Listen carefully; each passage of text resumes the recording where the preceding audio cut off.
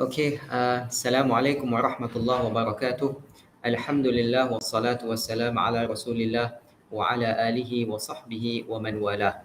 First of all, I hope all of you are doing well, keeping yourself safe and also sane at the same time. And I also hoped that you had a good weekend and you had quite a good break, yeah. Um, so today, inshallah, as usual, in the next 30 to 40 minutes or so, I will deliver a live lecture, and I will upload the slides and also the link, the YouTube link to this lecture on Google Classroom. So I hope that by Wednesday, inshallah, if you can at least go through the slides, if not, watch the whole lecture. Last week, we talked about the thematic construct of the Quran, in which we looked at basically the themes of the Quran, yeah, whereby we looked at, the previous week, before, the week before the last week, yeah, we looked at, for example, the unity of Allah subhanahu wa ta'ala, yeah, Tawheed being one of the major themes, yeah, in the Quran.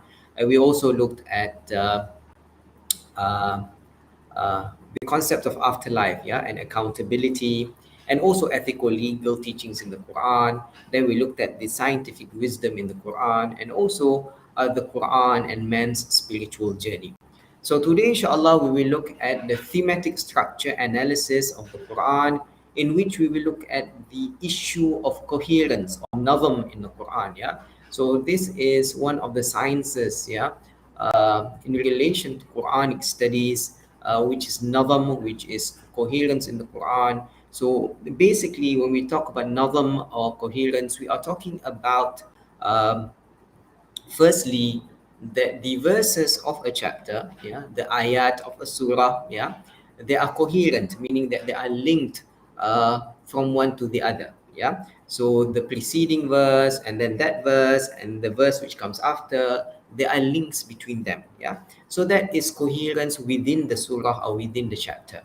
And then we also have this concept of coherence between chapters, between the surahs. Yeah. So for example, we have Surah Al-Fatiha, then Al-Baqarah, Ali Imran, and Nisa, etc.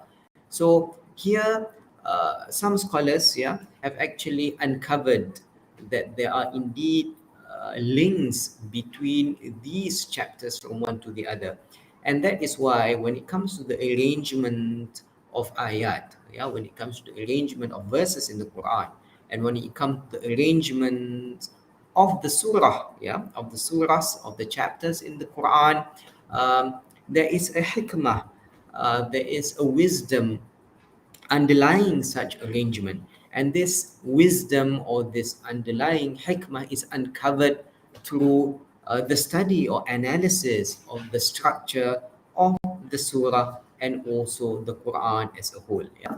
So we will look at this topic in the next 30 minutes or so. So let me just enlarge the slides.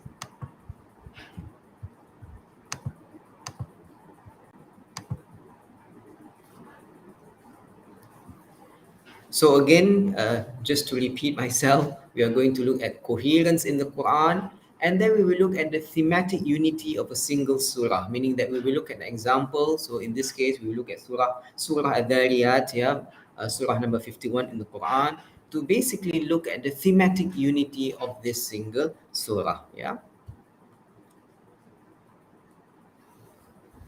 So this is a statement by As-Suyuti in his book Al-Itqan fi Ulum al-Quran, in which he says that the knowledge of interrelationships, yeah, ilm al-munasabah. So when we mention the word nazam, al-munasabah, basically there are two sides of the same coin. What it means the interrelationships or the coherence between verses or between surahs, yeah. So the knowledge of interrelationship is the most sublime science in rank, yeah. So the exegetes have paid less attention to it only because of its difficulties. So here As-Suyuti is saying that why most Mufassir has perhaps overlooked, yeah, the knowledge of interrelationship between verses or between surahs. It is because this, or establishing the relationship between verses of the Quran and between surahs in the Quran, is something which is difficult. Yeah. So Imam Fakhruddin Al-Razi, according to As-Suyuti, is one of those who have shown most interest in this science. He says, the greater part of the Quranic intricacies and wisdom is buried in the fine arrangement and correspondence of the surahs and the verses of the Quran. So Imam Fakhruddin al-Razi, who was one of the prominent mufassir, classical mufassir, he says that uh, indeed the intricacies, and the wisdom, or there is in the arrangement of the ayat and the arrangement of the surahs, as instructed by the Prophet sallallahu alaihi wasallam, who received this from Jibril. So it must have come from Allah subhanahu wa ta'ala, this arrangement of verses in the surah, and also the surah in the Quran. So there are underlying wisdom behind such arrangement.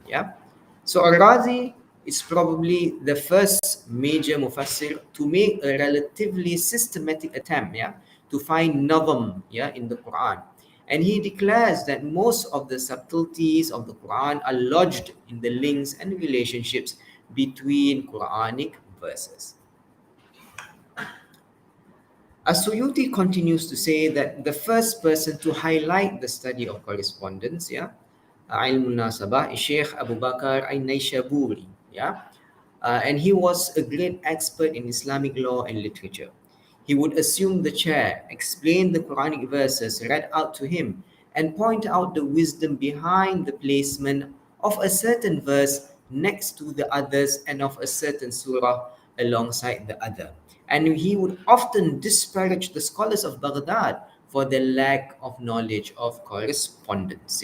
So here we have Sheikh Abu Bakr al-Nishaburi, who when Quranic verses were read to him, he would often point out the wisdom underlying the placement or the arrangement of these ayat, and he would often undermine or perhaps disparage the scholars of Baghdad due to the lack of knowledge of this science of correspondence.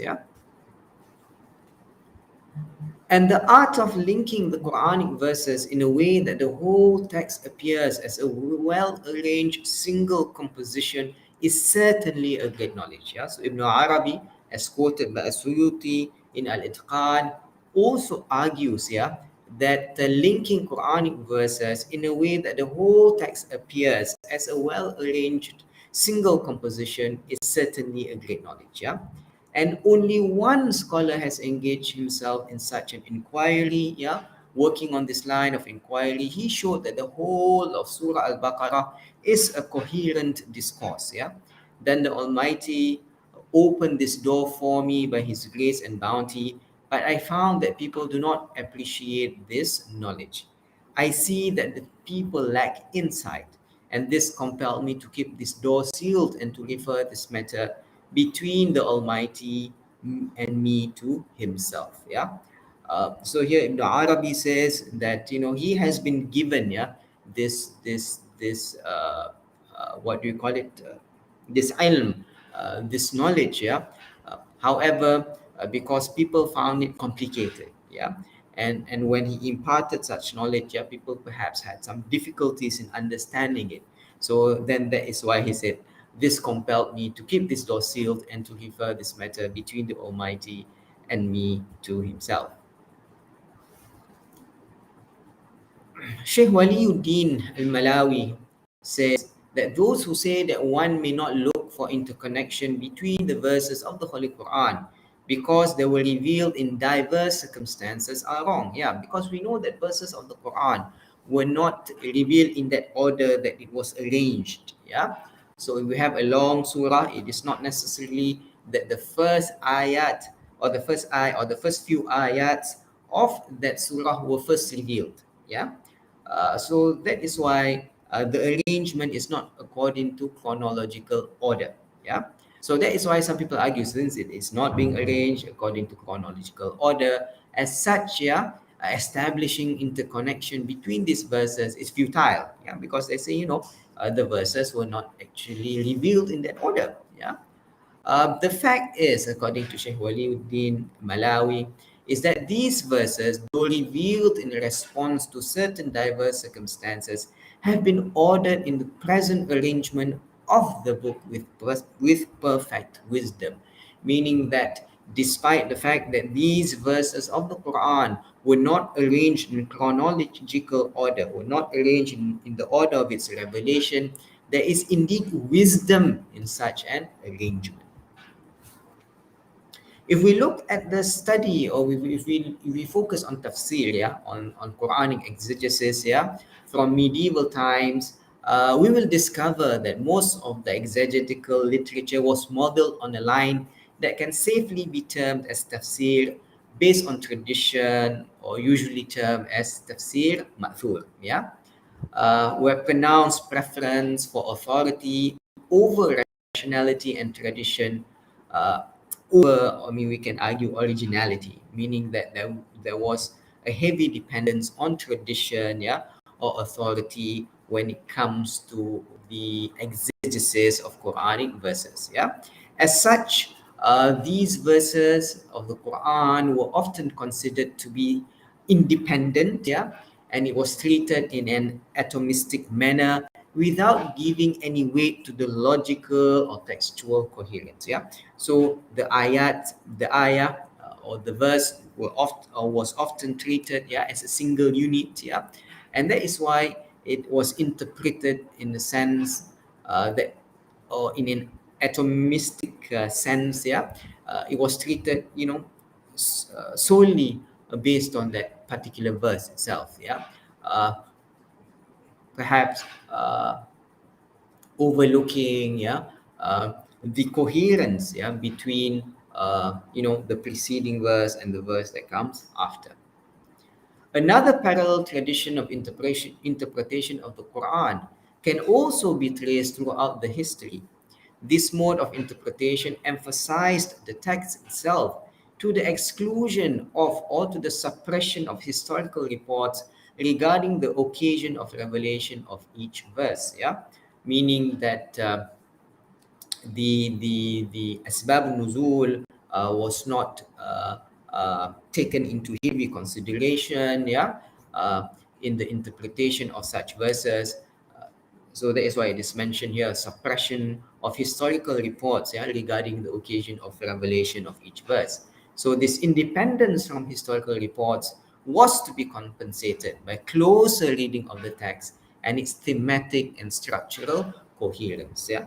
So basically, Asbabun Nuzul was perhaps sidelined in favor of thematic and structural coherence of the verses in the surah, and also of the surahs in the Quran as a whole. Izzuddin as-Salam, for example, says that the Holy Quran came down piecemeal over a period of more than 2 decades, yeah, with different commandments issued for a variety of purposes.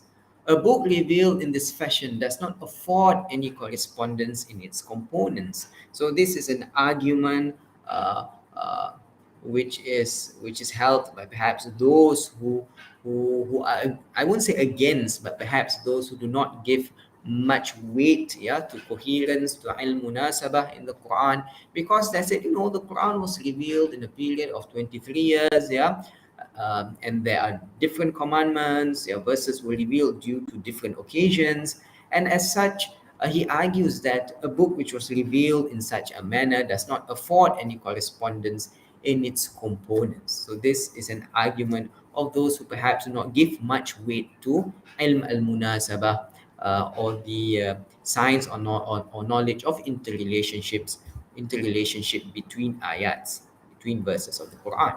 Yeah. Having said that, earlier scholars did not altogether neglect the question of Quranic nazam, Quranic coherence. Yeah, rather a group has actually discussed this issue carefully.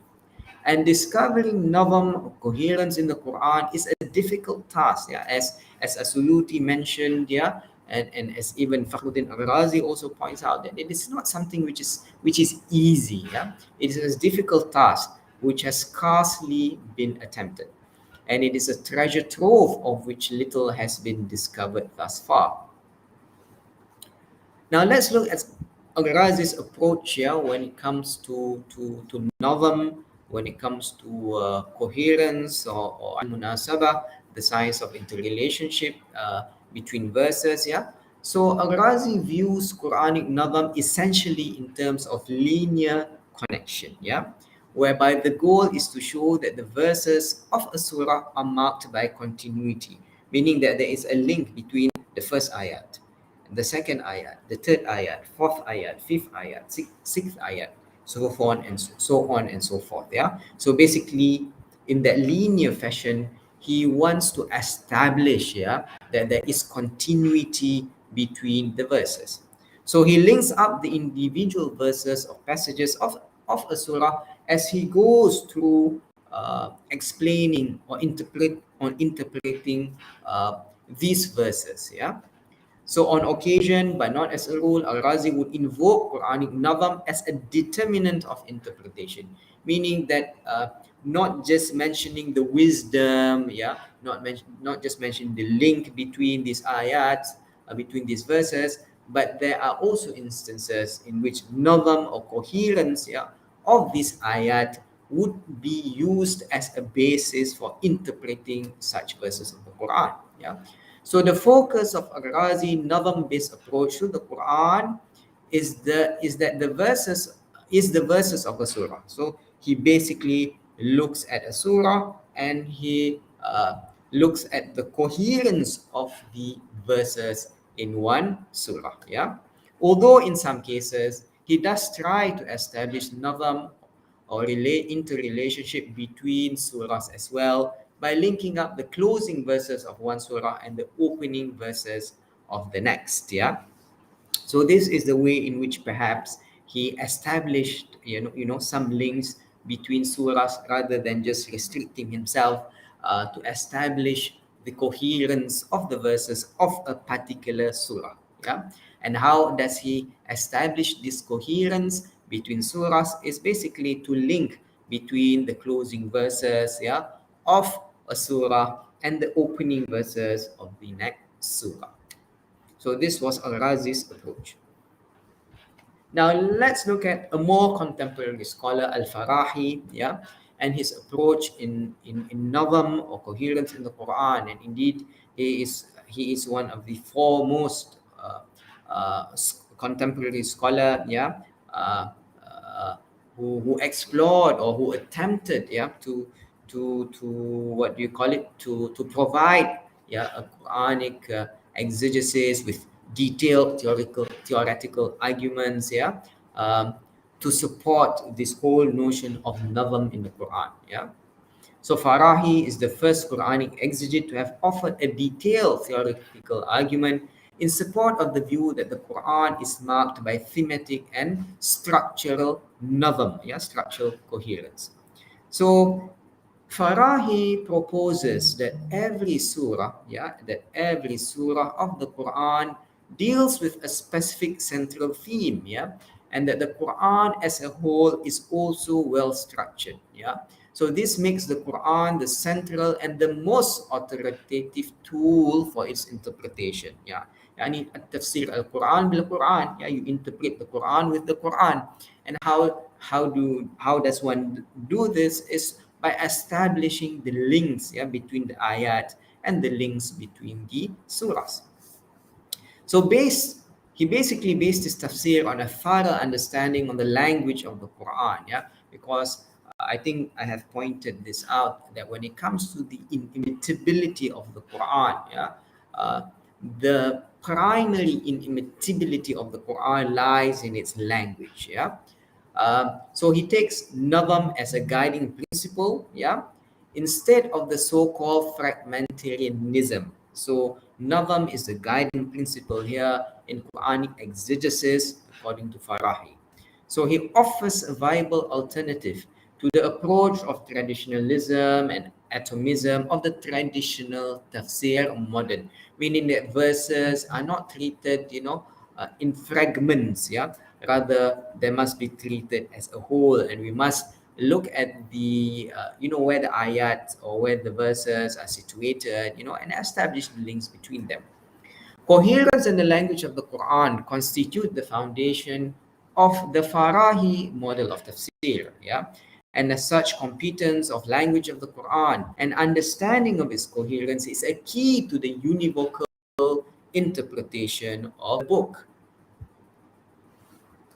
So these were some of the observations made by Farahi. He said that most differences in understanding the Quranic text was due to the fact that interpreters did not consider Quranic nadam. So according to him, the differences of opinion regarding the interpretation of certain verses uh, basically arose because the interpreters of the Quranic exegetes did not give due consideration to coherence, yeah, of verses.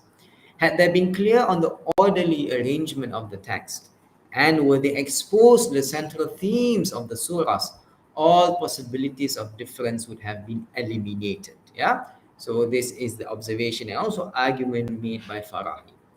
He says that the heretics claim that the Quran lacks anything of the sort of orderly arrangement. This is an indisputable fact. Oh, sorry. He says that it is an indisputable fact that, that coherence, novum, is the necessary characteristic of every discourse. Yeah. So basically, he is saying that all these claims that the Quran lacks orderly arrangement, blah blah blah.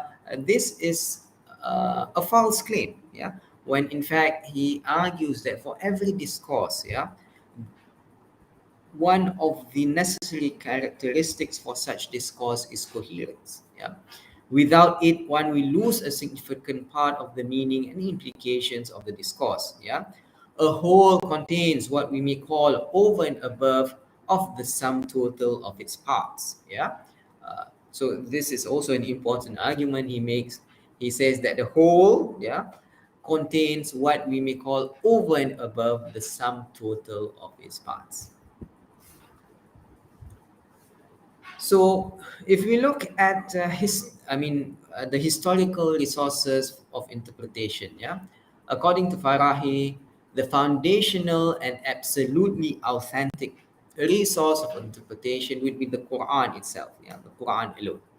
While he considers sound hadith, yeah, yani sound prophetic traditions, established historical facts, and also scriptures of earlier nations as secondary and supportive resources in the interpretation of the Quran, but fundamentally and absolutely that the Quran itself provides the resource for its interpretation. Yeah. As for the university of the Quranic text, yeah, um, the Quran makes the intended meaning of its text absolutely clear, yeah, and that every single verse gives a single definitive message. And as such, there are variety of interpretations. And this leaves a serious student of the Book of God wondering what to take as true and what to discard as spurious. Yeah. So again, this university meaning that the verse will have only one meaning or one intended meaning. Yeah. Or this quality of being univocal. Yeah, whereby it has only one possible meaning and ambiguous. Yeah, that is why this might cause differences of opinion, because X would say no, it means this. Y would say no, it means this. Yeah, and each perhaps would argue for university in their interpretation of such verses. When it comes to correspondence and sequence, the Quran expresses a single theme in diverse ways, employing diverse styles, yeah, and that only the experts in stylistics, yeah, experts in the Arabic language, can understand and appreciate the beauty and wisdom behind these diverse styles and can grasp rhetorical purpose met in the process. So now let's look at the thematic unity of a single surah. Yeah. So here we will look at an example. So perhaps it will become clearer to us, inshallah. Yeah.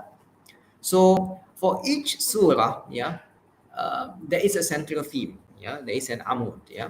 So here the Quran is a well-structured book. Its surahs are complete units of meaning.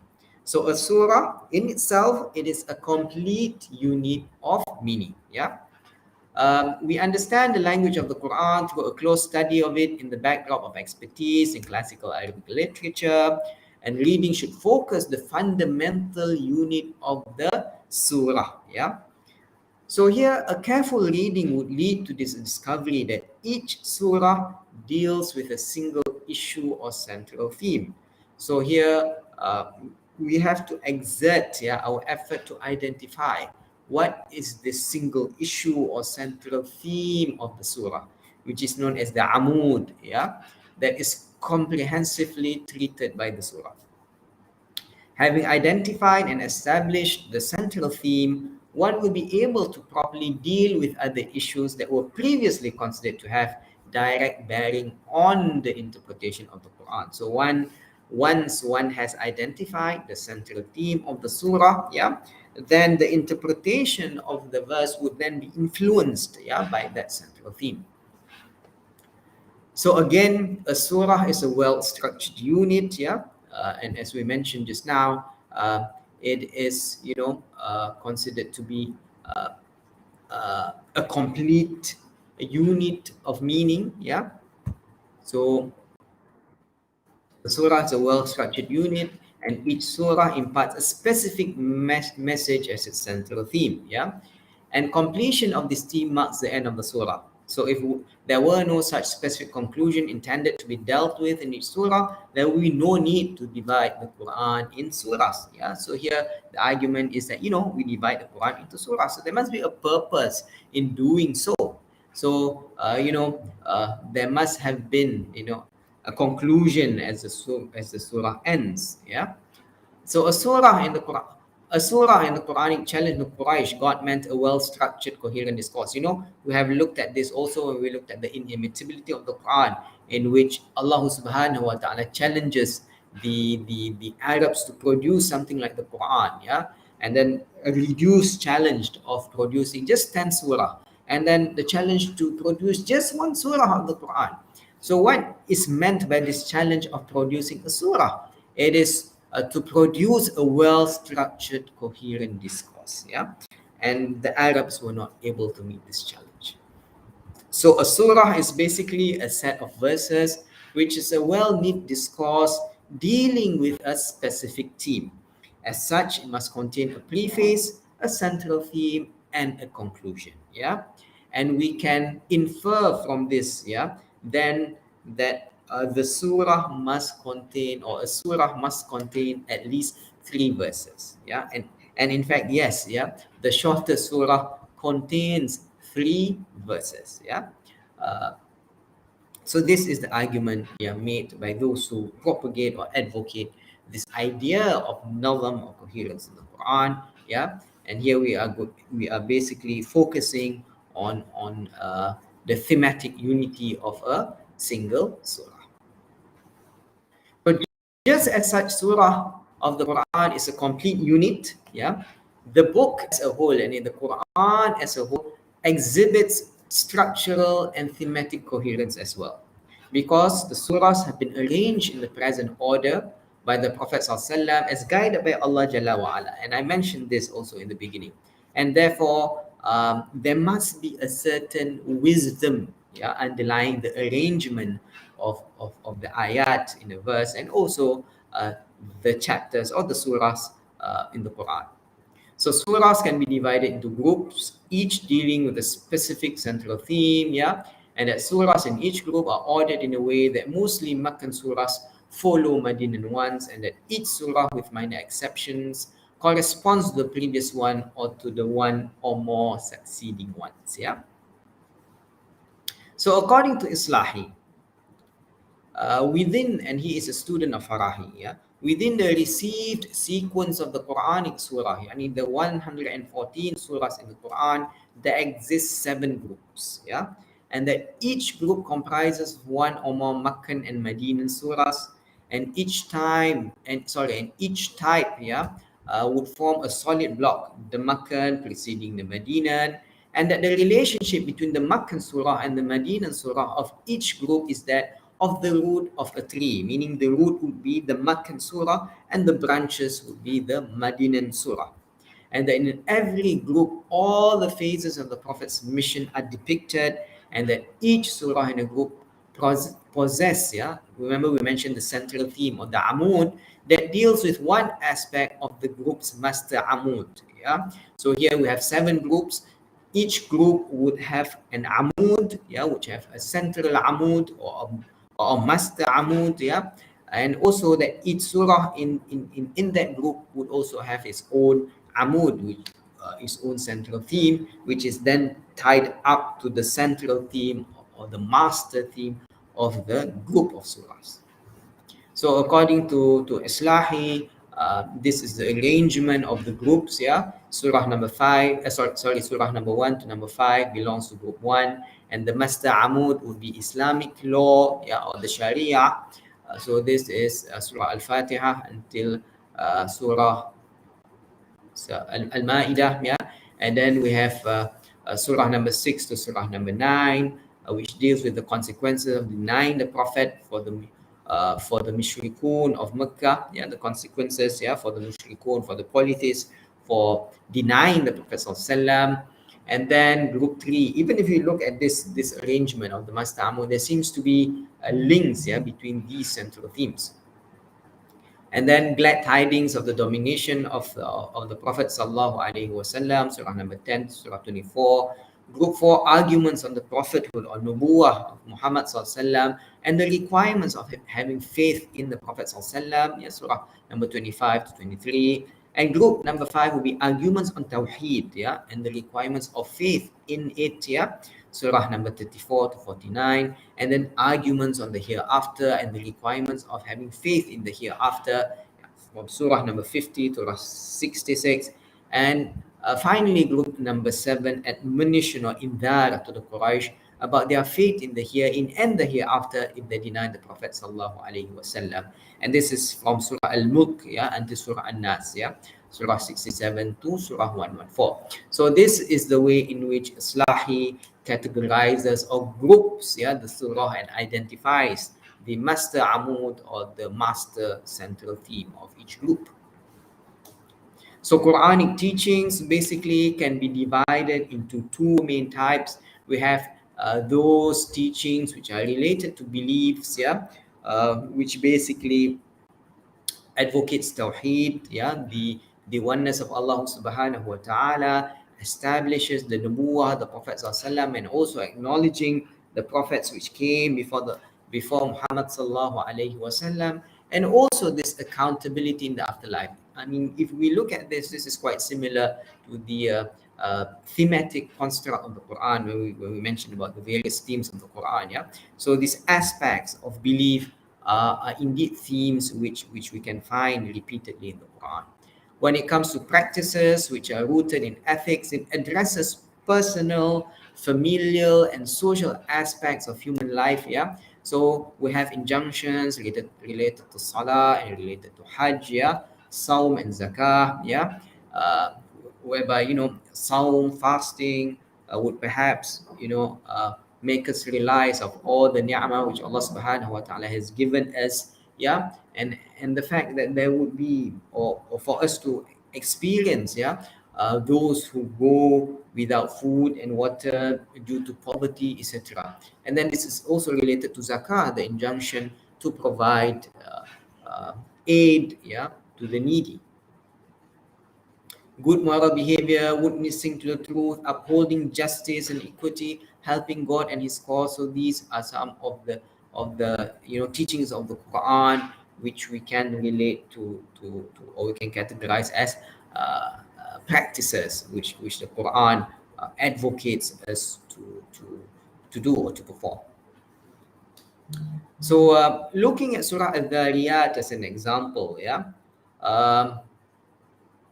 the surah's amud is affirmation of the meting out of recompense in the hereafter. Ithbat al-jaza, meaning that on the day of judgment or in the afterlife, everyone will receive compensation yeah, for what he did in this earth, yeah, be it in the form of a reward or punishment. Okay. The amud of the preceding surah, Surah Qaf, was the affirmation of resurrection, yeah, Ithbat al-Ba'th. So Surah Qaf basically it deals with affirming resurrection, affirming the fact that human beings will be resurrected, yeah, meaning that there is life after death. Then comes Surah al-Dhariyat, which establishes al-jaza, which establishes the fact that human beings will be compensated, yeah, for their actions. Uh, so be it in the form of punishment or reward.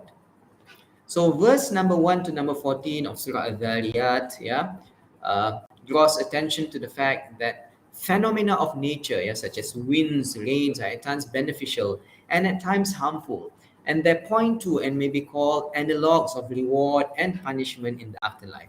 So here, there is this link, yeah, when Allah Jalla wa Ala mentions about wind and rain, yeah, there might be benefit in them, but there might also be harm.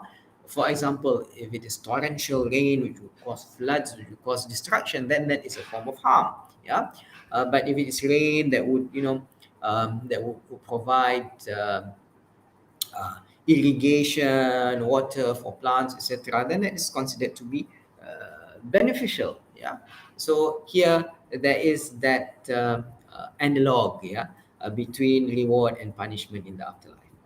Verses 15 to 19 refers to reward. Verses 20 to 23 of Surah Al-Dhariyat reinforces reward and punishment thesis by drawing arguments again from the phenomena of nature and human existence, yeah. And then verses 24 to 37 provide historical evidence in support of this thesis. Verses 38 to 46 also provide historical evidence, yeah, in support of the thesis. While verses 47 to 51, yeah, connects or links the important theme of the hereafter with two other fundamental themes in the Quran, which is Tawheed and prophecy, yeah, which is monotheism and the prophethood, yeah, or messengership, yeah. And finally, verses 52 to 60 offer solace to the Prophet ﷺ, telling him that his opponents will suffer the consequences of their belief, meaning that they will receive the compensation, yeah, for their or they would,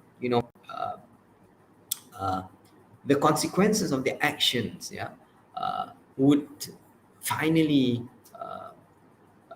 be received by them in the hereafter, because Allah subhanahu wa ta'ala in the end is the most just, yeah. So I would encourage you to actually read Surah Al-Dhariyat and look at the slide, yeah, to try to establish or try to comprehend, yeah, the links, yeah, or the what do you call it, the interrelationships, yeah, between the verses, and how that these verses being grouped in this way actually address, yeah, the central theme of Ithbat al-Jaza, of affirming compensation or recompense in the hereafter. So these were the two main references which I depended on in preparing the slides for this lecture. If you would like to know more about coherence, nazam in the Quran, or the science of interrelationship between verses, perhaps you might want to read these two books.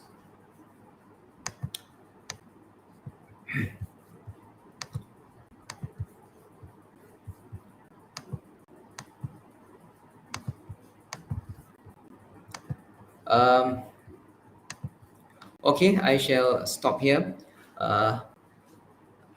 أقول قولي هذا وأستغفر الله العظيم لي ولكم. Please stay safe, everyone. Stay safe as well. Take care of yourselves. Inshallah, we shall meet on Wednesday. And if you have any issues which perhaps you might want to discuss in relation to the topic, or perhaps there are certain points which require further clarification, please do not hesitate to bring it up, or to raise it in our virtual meeting, inshallah. Thank you. Assalamu alaikum wa rahmatullahi wa barakatuh.